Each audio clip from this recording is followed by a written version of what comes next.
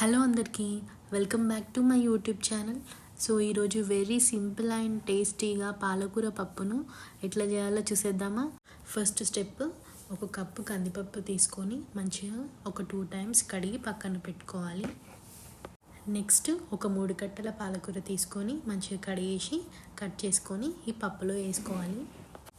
Next పచ్చిమిర్చి, కారం, ఇంకా పసుపు, అల్లం వెల్లుల్లి పేస్ట్, ఒక స్పూన్ ఆఫ్ ఆయిల్ వేసుకొని కుక్కర్ మూత పెట్టేసుకొని ఒక 3 విజిల్స్ హై ఫ్లేమ్ పైన రానివ్వాలి.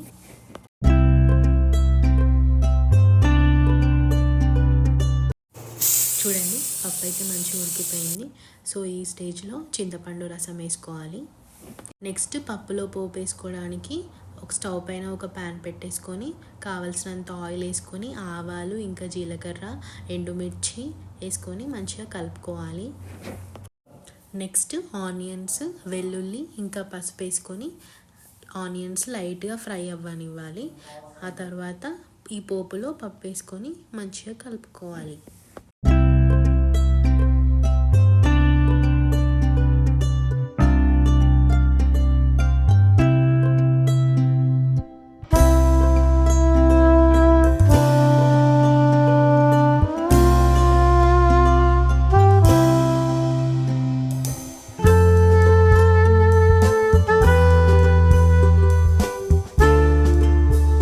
That's it, very simple and tasty పాలకూర పప్పు రెడీ అయిపోయింది. సో లాస్ట్లో కొంచెం కొత్తిమీర వేసుకుంటే ఇంకా టేస్ట్ యాడ్ ఆన్ అవుతుంది. Thanks for watching. మరిన్ని వీడియోస్ కోసం సబ్స్క్రైబ్ చేసుకోండి.